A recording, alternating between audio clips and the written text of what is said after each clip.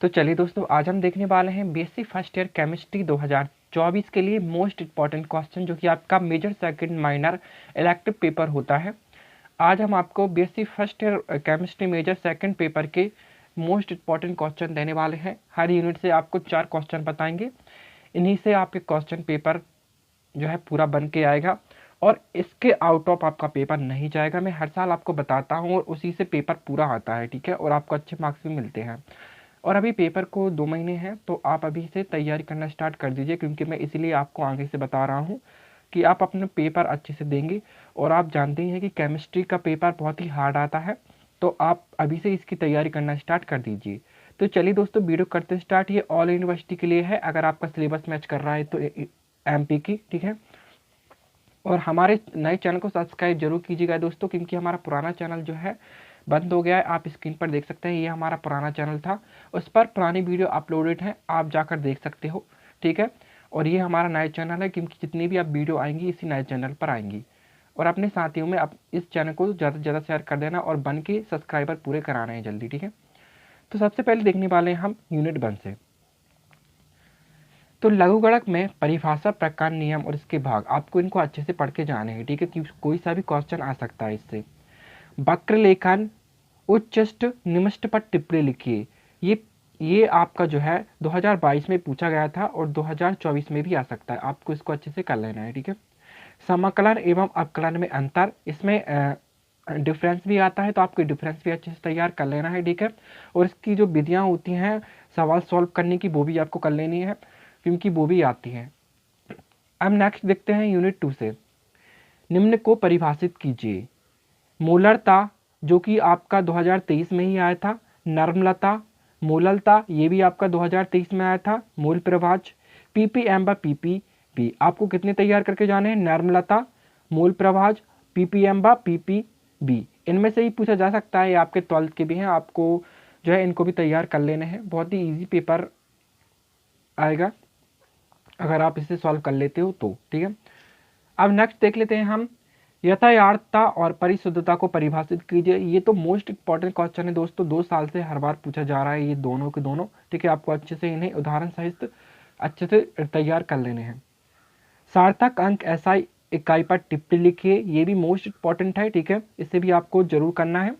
मूल अनुपाती सूत्र और अणुसूत्र ज्ञात करने के सवाल, जो भी जितने इनके जो फॉर्मूले होते हैं आपको इन्हें अच्छे से देख लेने हैं और इनके सवाल सॉल्व कर लेने हैं, क्योंकि इनसे 2-3 क्वेश्चन इन्हीं से बनते हैं।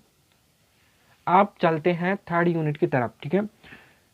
एमएस डॉस क्या है, ऑपरेटिंग सिस्टम क्या है, प्रकार व कार्यों का वर्णन कीजिए। ये आपका इसी साल पूछा गया था 2023 में, ठीक है, तो आपको इसे अच्छे से तैयार कर लेना है। एमएस डॉस तो आपको कर लेना है, क्योंकि ये शायद आ सकता है। टिप्पणी लिखिए, इनपुट और आउटपुट, कोई 5 इनपुट और आउटपुट डिवाइसों को आपको तैयार कर लेना है, क्योंकि इससे क्वेश्चन आता है, शॉर्ट आंसर टाइप क्वेश्चन में ही आता है, ठीक है। एमएस वर्ड क्या होता है, एमएस वर्ड भी आपका शॉर्ट आंसर टाइप क्वेश्चन में आ सकता है। एमएस एक्सेल, कंप्यूटर के अनुप्रयोग या इसकी विशेषताएं, ठीक है, इस टाइप से भी आ सकता है। आप देख लेते हैं पावर पॉइंट वर्क, ठीक है। आपको जितनी यहाँ पर टिप्पणी दी गई है आपको इन्हीं में से तैयार कर लेने हैं, इनके कार्य और प्रकार, आपको सिर्फ इन्हें पढ़कर जाना है अच्छे से, आपको इजीली बन जाएंगे, ठीक है। अब चलते हैं यूनिट 4 की तरफ। तो दोस्तों आपकी यूनिट 4 है, लिसा तेलीय नियम क्या है समझाइए और इसके अनुप्रयोग और सिद्धांत, इनको आपको अच्छे से तैयार कर लेना है, क्योंकि इनमें से कोई भी क्वेश्चन बन सकता है, या तो आपको नियम पूछ लिया जाएगा, या तो अनुप्रयोग, या तो सिद्धांत, ठीक है। आपको तीनों को अच्छे से पढ़ के जाना है। द्रव अनुपाती क्रिया नियम क्या है, इसे समझाना है आपको, ये भी कई बार पूछा जा चुका है, ठीक है। रासायनिक साम्य के नियम के ऊष्मागतिकी के नियम को व्युत्पन्न कीजिए, ठीक है, इस टाइप से ही पूछा जा सकता है। रासायनिक साम्य के नियम को समझाइए, ठीक है, या इसके अभिलक्षणों को लिखिए, इस टाइप से ही पूछा जा सकता है, आपको इसे अच्छे से करके जाना है। वॉट हॉप सम आयतनिक या वॉट हॉप समतापीय समीकरण को व्युत्पत्ति कीजिए, मतलब ये दो है, वॉट हॉप सम आयतनिक या सम समतापीय, ठीक है, ये दोनों दो हैं, इसमें मैंने 2 ऐड किए हैं, तो आपको दोनों ही अच्छे से कर लेने हैं। इनमें से एक तो पक्का आएगा आपका। के पी और के सी में संबंध स्थापित कीजिए, मोस्ट इंपॉर्टेंट क्वेश्चन है दोस्तों, ये पूछा जा सकता है, ठीक है, आपको 3 मार्क्स के लिए, तो आपको इसको अच्छे से सॉल्व करके जाना है। यूनिट 5 से देख लेते हैं आप, उच्च दाब तरल दाब के सिद्धांत व प्रयोग विधि क्रोमेटोग्राफी, इसको मतलब आपको बताना है, इससे समझाना है आपको, ठीक है, उच्च दाब वाले को। ये आपका आता है 4 मार्क्स के लिए। क्रोमेटोग्राफी सिद्धांत क्या है, इसकी तकनीक द्वारा अवयव पृथक्करण विधि को समझाना है, ठीक है। ये आपको अच्छे से ही पढ़ के जाना है, इसी साल आया था ये। अब नेक्स्ट देख लेते हैं दोस्तों, टिप्पणी लिखिए, पेपर क्रोमेटोग्राफी का सिद्धांत व पतली क्रोमेटोग्राफी का सिद्धांत। मतलब एक पेपर क्रोमेटोग्राफी है और एक पतली क्रोमेटोग्राफी है। आपको इनकी प्रयोग विधि और सिद्धांत अच्छे से करके जाना है, ठीक है। ये इस साल ही आया था ये पेपर क्रोमेटोग्राफी, ठीक है।